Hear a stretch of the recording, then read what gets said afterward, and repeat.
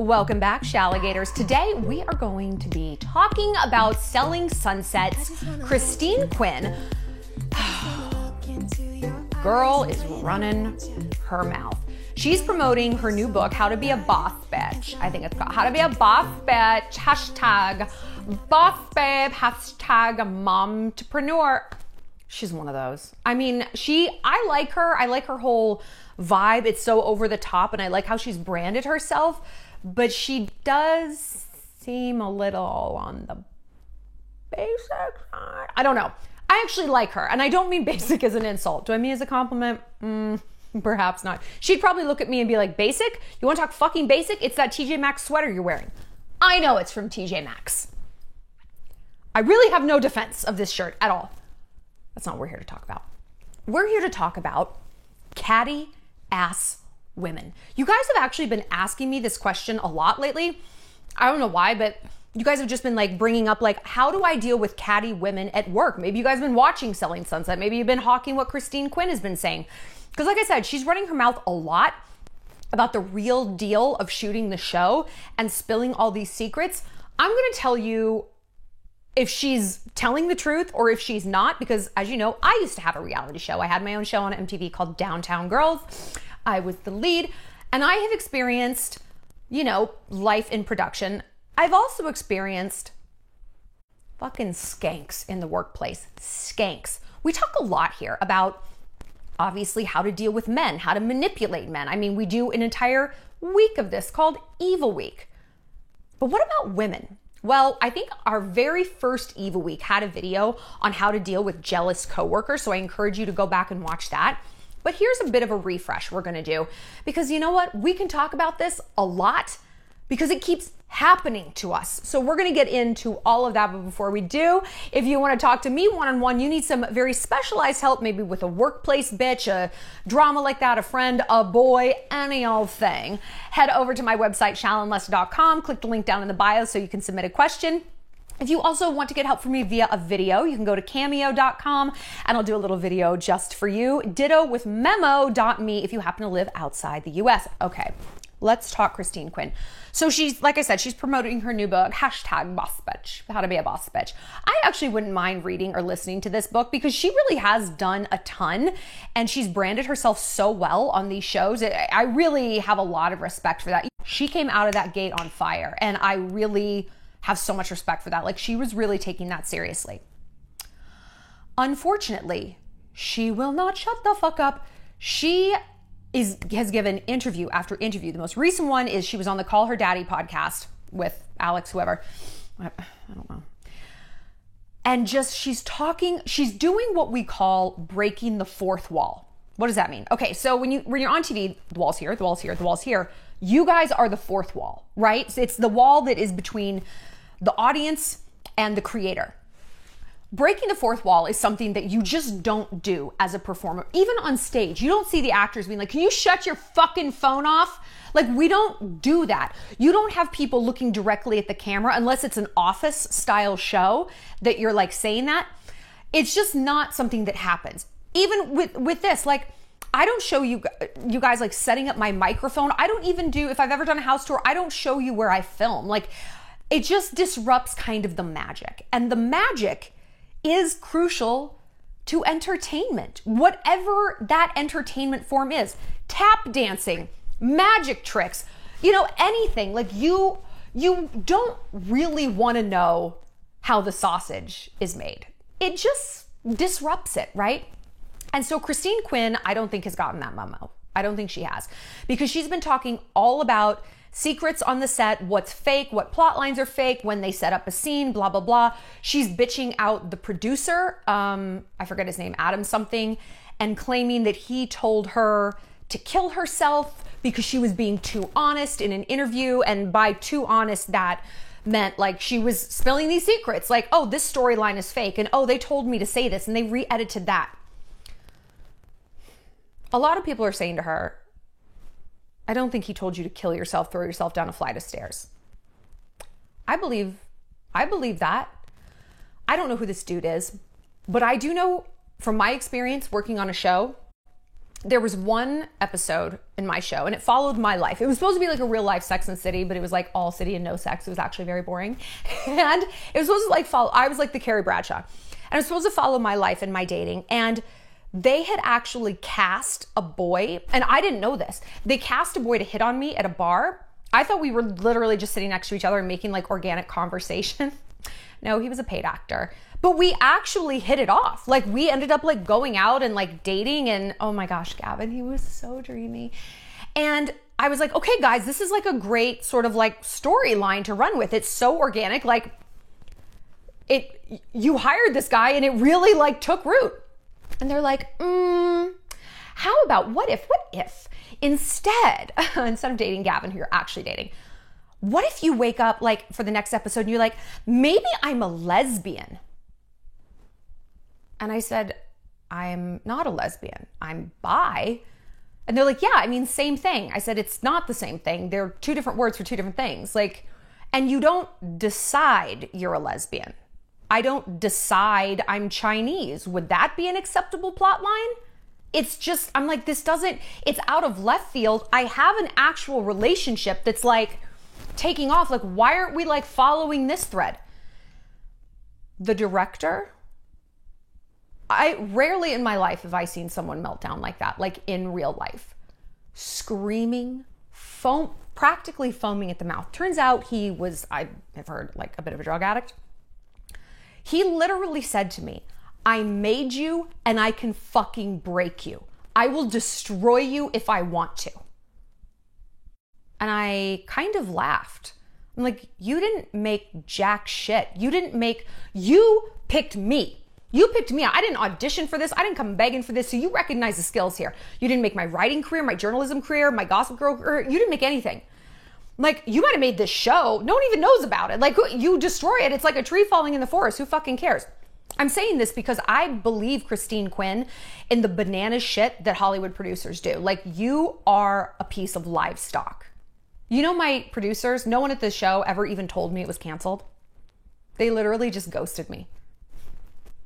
I was calling, and these were people who knew everything about me. They knew everything about my life, my family, my history. We would go to the movies together. Like, we were really close. Ghost. Hollywood is a brutal fucking place. But part of the contract, I mean, a literal contract that you sign, is that you don't break that fourth wall. You don't share how the sausage is made. The audience ultimately doesn't want to know. We want to know as an audience member, like the back scenes drama, you know, who hates who. We don't want to know, like, they're storyboarding these things and there's scripts. But one thing Christine said, that like what they would do is give you kind of different motives in a scene. Like, and this is what they would do on our show.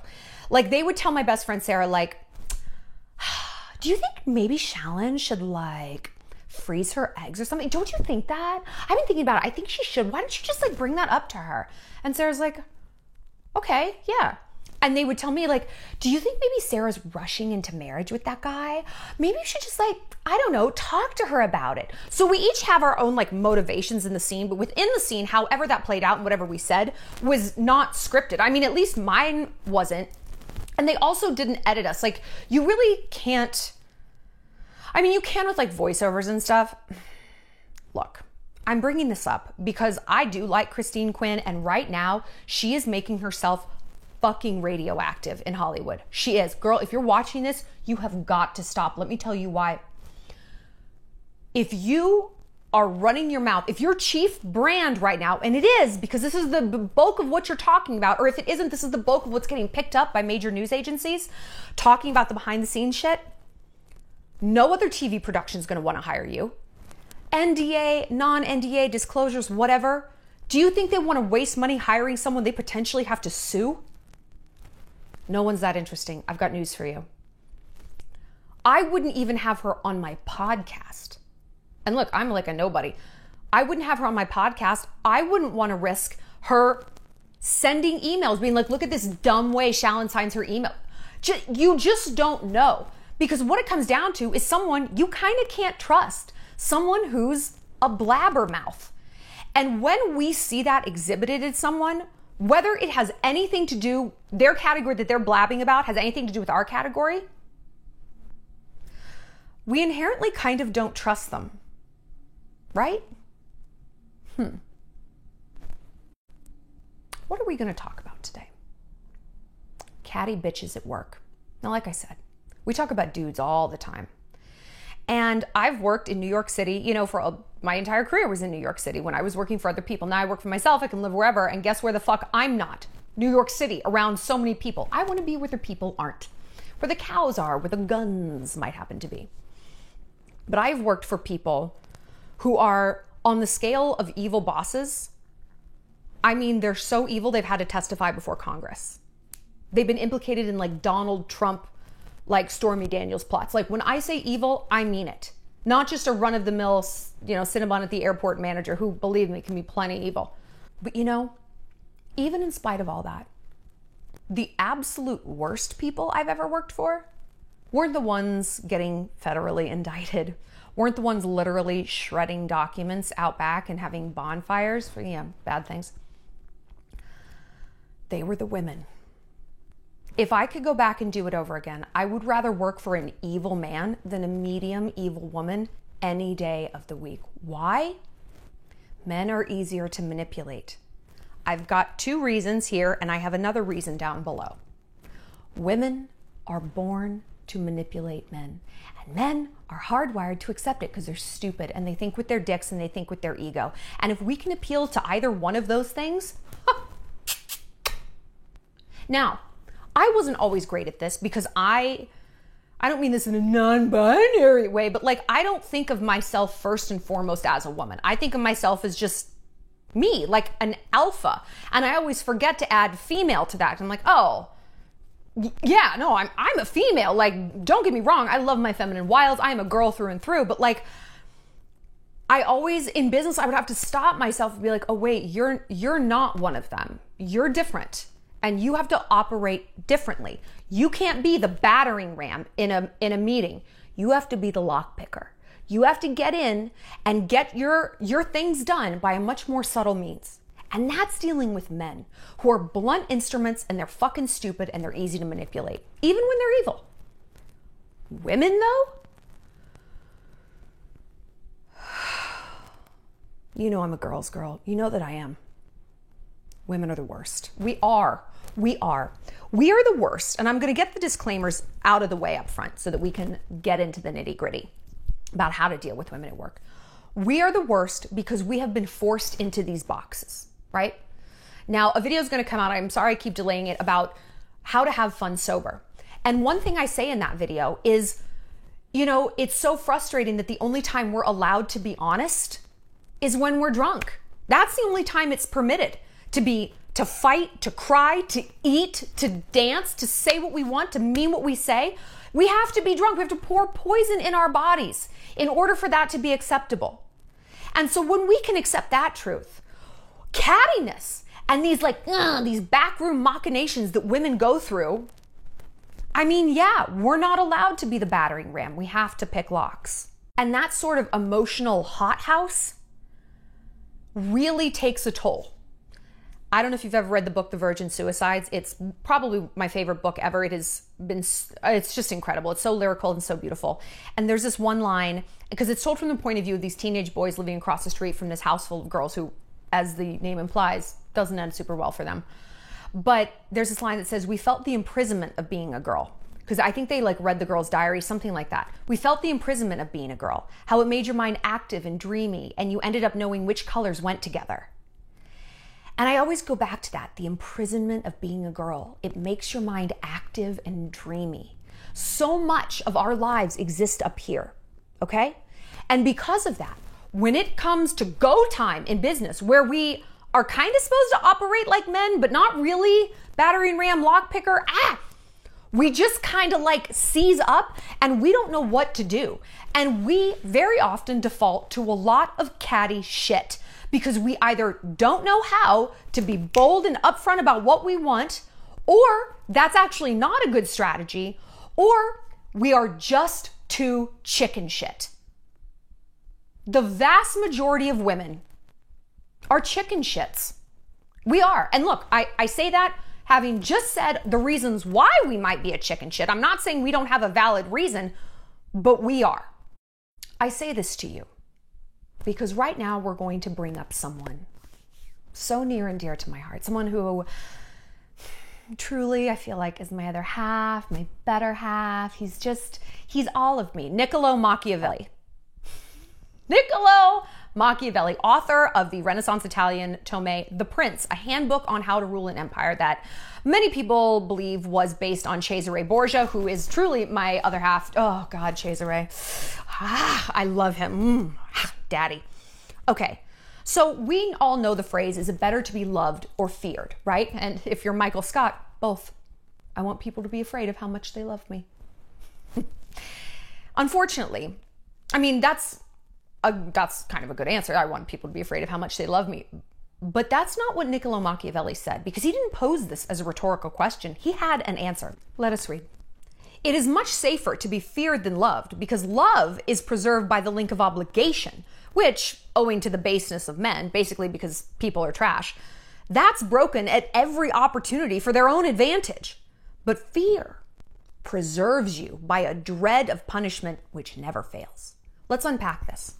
Love is preserved by the link of obligation. Love is obligation, right? Ugh, I don't want to leave book club, but I love Gary, so I'm going to go home, okay? I'm going to go home, bye. I really don't want to pick my mom up from the airport, but I love her, so of course I'm going to. Okay? That's obligation. But because people are trash, that obligation is broken at every opportunity for their own advantage. So when something better comes along, the obligations can be a little malleable. Oh, there's this hot guy at book club. I think I'm going to stay out. Or like, Kristen just opened a bottle of Dom Perignon. I mean, whatever. If I'm home like a half hour later, like, who fucking cares? Oh, I have this really hot date and I know I could pick my mom up from the airport, or I could just send an Uber for her because I really want to see this guy. Obligation, when it comes to love, very often only lasts until there's something better. But fear goes a lot further. If I don't leave book club now and go meet Gary to go out with his boss, I will never hear the fucking end of it. He is going to be so mad at me. He is going to bitch me out. It is going to be a fiasco. Same with not picking up my mom from the airport. She will bring it up constantly. Oh no, I don't want to inconvenience you. She will call me. She will text me. She's going to pretend like she doesn't understand how Uber works and she won't get in it. I'm just going to pick her up. Those are fear things, right? And it keeps us compliant. So what do we know? We know that women are chicken shits. Most women are chicken shits. No matter how loud a chicken chirps, it's still a motherfucking chicken. And we also know that fear is more effective than love. Now you have a plan that's starting to form. Look, love is great. We all want to be liked. It's part of our social inclusion needs. Who wants to be hated? Who wants to be the villain? I mean, it's fun, but when you spend 10 hours a day someplace, do you really want everyone to hate you? Look, hate is different than fear. This is a very, very important distinction. Hate and fear are not always the same. Very often they walk hand in hand, but not always. Love and fear, they're not quite as close to cousins. But look, and this is something we can learn from Selling Sunset. Everyone hates Christine. They fucking hate her, but they don't fear her. This is her misstep. She has branded herself the villain, but a true villain is what? Scary. An annoying mosquito type person is merely just hated. You're not afraid of someone you hate. You just fucking hate them. They're annoying. Get them out of here. But you can respect someone you fear. You can be like, they're nice, but I will not fucking cross them. Do you have any friends like that? I do. Madison. Hi, Maddie, if you're watching. I know you're not, but I love you. But like, I love her, but I fear her. Like, I'm not going to cross Maddie. She walks it like she talks it, and that's great, but I also love her. Okay, so look, this is what I mean. Hate in an office, like Christine Quinn is finding out, will have people just gang up on you, and eventually they'll push you out because they're not afraid of you, and therefore they're not afraid to rise up against you. So the mistake a lot of us make when dealing with catty coworkers is just being a bitch. If you don't have a big stick to carry, like if you don't have a card to play and some leverage, then you're going to be in Christine Quinn land, where people are going to gang up on you and they're going to push you out. They're going to ice you out of things. They're going to hold you down. There is a strength in numbers there. But fear. People actually, they don't rise up against people they're afraid of all that often. When was the last time you did? When was the last time you stood up to the Regina George of your friend group? When was the last time you stood up to that toxic boss? When was the last time you marched for something, political? Revolutions, whether they're macro, like a government, a coup d'etat, or whether they're micro, standing up to the Regina George, walking out of that office and going on strike, they are remarkably rare. They really are. By and large, people go with the flow. We're pack animals. And like I said, by and large, people are chicken shits. Yeah, I said women, but men are just shit. They don't even be chicken shits. They're just bags of shit. Just like big old hefty, no, not even branded. Like Kirkland signature garbage bags full of excrement. Anyway, people are, for the most part, fairly obedient. They don't rise up. They might a little bit. They get one bop on the nose, back down they go. That was that, right?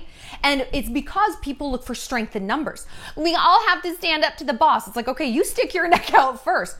I did this when I worked at Star, and I got laid off, but I've always said I believe I got fired because I was just a little bit too mouthy. I was encouraging people to stand up for themselves, take their vacation days, don't check your emails, don't work the weekends. Like, that's not somebody you want in an office when you're a dictator. I would not do well in North Korea. I will tell you that. I've always been a bit of a contrarian. Submission isn't really my thing outside the bedroom, honestly. Like, very submissive there. Outside of it, I'm like, just like screaming and clawing at everything. But, so my mom's not watching this. This is something you can use to your advantage, okay? So you don't want to go for just straight bitch. Not really going to get you anywhere. You want to go for fear. And the weak person manifests that fear as just the bitch, as screaming and causing a fuss. Here's what you do. You know what people are afraid of? Let's go back to it. What are they? Chicken shits. Okay, well, what's a chicken shit afraid of? Confrontation. That's their chief thing. Like, they're cowards. What is a coward afraid of? Someone who's brave. And when we look at bullies and we think bullies, what we know about bullies is that they respond to strength. A bully is looking for an easy win. An easy win. You are not going to become the bully. If you're dealing with catty people, you probably already feel bullied and put upon. So you are going to give a bully the absolute last thing they want, which is a fight. Now, do not interpret fight as like more cattiness, more drama, because that might be what a fight is to you, a reasonable person. To a bully, a fight is as small as a pushback. Because again, they're looking for that easy win. When I was dealing with this, when I worked, because look, what I've always been good at work is a loyalty. Like, I'm capable. I put my whole heart and my whole soul into what I do. And that has usually worked against me because jobs are reverse meritocracies from what I found. The people who are the most capable have to do the most, and the people who just kind of suck, it's like, oh, well, they can't do it. Well, can you do those pages for them? Can you do this work for them? Can you finish this? Look at how we are in like groups in school, in elementary school. Did you ever have to do group projects? Oh, of course. I always had like the burnouts, the losers, the idiot kids, the ADHD kids who couldn't sit still because I was a really good student and a hard worker. So they put them with me thinking I had to like drag them into being better. No, they just didn't do shit. I did everything. The world is like this overall. So you just need to push back a little bit. Here's one way you can do it. I'm a big believer in calling people out. Not just like privately. Hey, can I talk to you for a minute? Chelsea, can I talk to you? Okay, like in the meeting when you were trying to take credit for that project, like that was really hurtful. Fuck your feelings. Fuck your feelings. You need to check your feelings at the door, okay? Loved versus feared. Loved, that's for family. That's for friends. That's for boys. That is for pets. You don't want any one of those people to fear you. You want them to love you. Great. You're at work. They better be motherfucking afraid of you. They better be afraid to cross you because they know 100 times out of 100, X behavior equals Y result. So you come into these things with catty girls and you approach it from a heart center, like my heart, and here's how you're making me feel. Fuck your feelings. Fuck your feelings. Nobody cares. They don't know you like that. When you do that, you know what you do? You put a target on your forehead that says weakling. Weakling. And this can be used against us. I recently jettisoned my management team because I was asking for something in terms of business, whatever. I won't get into it, but I was asking for the fairest thing in the world. It was like, well, what am I getting paid for something that I'm doing? And they said, Shallon, I think you need to talk a bit more gently to the team because you're hurting people's feelings. I said, I don't ever want to hear the word feelings out of your mouth again. Never. Fuck your feelings. Fuck my feelings. This is business. I want the answers, I want the numbers, and I want them by the end of the day. You got me? No one would have said that shit to a man. No one would have said that to a man. Elon, you're hurting people's feelings. Nope. And so we got to be really aware of these things being used against us and therefore not do it either. If we don't want people to be like, oh, you're hurting people's feelings when you stand up and ask for, what you need, then we can't play that card at all. That card is coming out of the deck, okay? So we have to walk it like we talk it. And because I didn't approach them ever hey, winky emoji, it'd be super great if you could, when you get a chance. I don't communicate like that. You don't communicate like that with me, capiche? For people who want to keep you small, manipulate you, that is scary. Oh shit, she's not just gonna roll over. There is an element of fear. Every time I try to manipulate her like that, she's going to call me out on it. That sounds unpleasant. Oh, God, all right. So say you're dealing with Chelsea, who's trying to take credit for something that you did. This is a huge issue, of course. You call her out. You don't do it in private. You do it in public, okay? You do it from a very calm place. You take a beta blocker if you need to. You say, Chelsea, I'm sorry, can you repeat what you just said? Okay, that's what I thought you said. And it sounds to me like you're trying to take credit for that PowerPoint that I did. And in fact, I can pull up the emails where you said you didn't have time to work on it. And I did it. So do you think maybe you could refine what you were just saying and modify that? Are you scared? Would you want to hear that from across a conference table in front of your boss, in front of your coworkers? If I was Chelsea, I wouldn't. And here's why this is effective. You gotta do it in public. You gotta do it in public. Let's go back to my favorite example, crucifixion. I'm a Roman woman. I come from a squad of absolute berserker war machines, okay? Romans would crucify people, criminals, on the one road in and the one road out of Rome, the Appian Way. Why? As a warning, you fuck with Rome, this is how it ends up. They didn't crucify them on a hill and a back where no one could see. No. A public execution is designed to do just that, as a warning. So you need to make this very public and very clear and let her shuck and jive and try to come up with an answer. You are calm, you are collected. You're not, excuse me, Chelsea, you are hurting my feelings right now. You know how hard I worked on that. You're gonna sound crazy. And it's easy to gang up on a crazy woman. Society does it all the time. It is not easy to gang up on a woman who is speaking neutrally, clearly, devoid of emotion, speaking facts. I have receipts, I can pull things up. I would appreciate it if you could refine what you're saying. You hold your gaze, you don't fidget, you wait out the silence. Waiting out silences is literally an FBI interrogation technique. They don't talk a lot and they just let you talk. You know who does this is my best friend, Rebecca. She works in the NYPD, and if I'm dealing with a fuckboy and she's like, so how's it going with so-and-so? I'm like, it's great. Yeah, no, we're good. And she's like, she sits there and she will wait my ass out. And I, like a chicken shit, well, he's fucking other girls. I blocked him. It all just comes stumbling out sooner rather than later. People don't have a lot of fortitude, as it turns out. If you have this much more, you're going to win. And if you can do this publicly, all those other chicken shits are going to be like, ha. They might talk trash about you behind your back. I'm not saying that you don't do this and think, I'm going to get invited to Chelsea's baby shower now. I'm just going to be like, oh my God, everyone's going to love me. Let it go. You're there to secure your bag, not to make friends. Not to sound like a reality TV show villain, but I didn't come here to make friends. If I do, great, that's wonderful. And I have met some of my greatest friends at work, but that's not my goal. I have friends. I don't need to be liked here. I'm liked other places. I don't need to be loved. I need to be feared. So step one is calling people out publicly. It doesn't have to be dramatic, but it does have to be public and it has to be firm.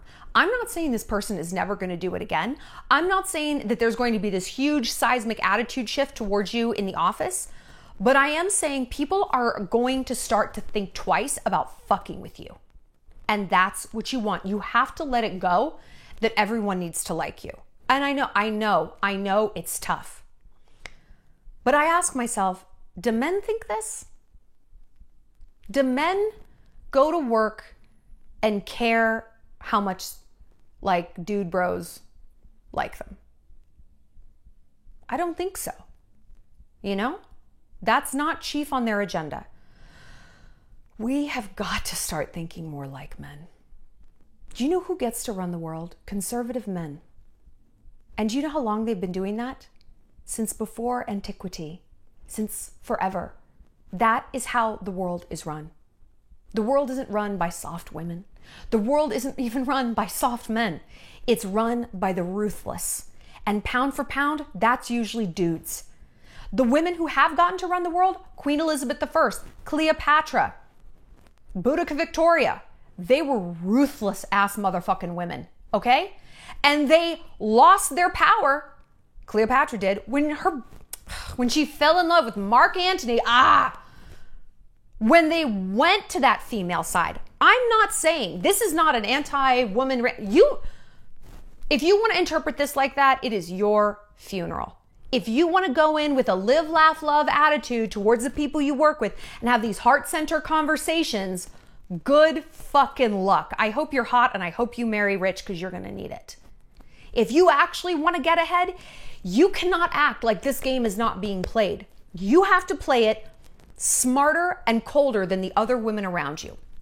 But like I said before, it's important not to try to play it as you were a man. You know, use your feminine wiles, flirt, smile. Like you can have a bless your heart call out to this. Chelsea, I'm so sorry. What is it you just said? It kind of sounded to me like you were trying to take credit for that PowerPoint, but you know, I think we both know that when I asked you to help, you said, oh gosh, I can't because you were just so behind on your work because you had put it off for so long. Yeah, so I'm going to go ahead and need you to amend what you just said to Jason, our boss here. Why don't you go ahead and do that for me? Thank you. You can be very scary with a beautiful smile on your face. You don't have to approach it as a man would. That doesn't even work. Figure out what your strengths are, play them up. Figure out what those business weaknesses are, dial them down. If you are prone to being emotional, maybe you do take the bless your heart attitude. You know, maybe you don't walk in there one day after being like super sweet and baking cookies for everyone and being like, Chelsea, the PowerPoint. Like maybe that's not actually going to get you ahead. It's going to be too much and people are going to see through it. And it's also not going to be particularly sustainable. If you're already trending in some direction, see how you can weaponize that to your advantage. But look, I'm not going to lie to you. Sometimes all you can do is all you can do. I stood up to my bosses. I lost my job. Okay. What did I learn? Sometimes you can't fight City Hall. Sometimes there's no changing things. There's no changing people. There's no changing the dynamics. It is what it is. So only you can know, is it worth sticking around? Did you fight really hard to get in this position? Do you like the position or do you like your trajectory? Is it worth staying in this job? Is it worth looking around for a different one? Only you can know that. But really sit long and hard and don't let your ego get in the way. Sometimes strategic retreat is the victory. Sometimes instead of sticking around to be right and to show everyone, it's better to remove yourself, look for a better fit someplace else in a different job, and be happy. Again, only you can know. But I challenge you to actually do that work. Really do that work. Sometimes it's not worth starting over, but sometimes it is. I want to know your thoughts on Christine Quinn and catty bitches in general. If you guys are dealing with some catty work bitches or catty bitches in any category, leave it down in the comment section. We are all really good at helping each other out. Or like I said, if you want to talk to me one-on-one, I can give you some micro advice, like really specific. Send me a message at my website, shallonlester.com. I can get back to you in just 24 hours if you need help ASAP. You know I got you, girls. And like I said, stay tuned for our next Shalligator getaway. I'll see you later, Shalligators.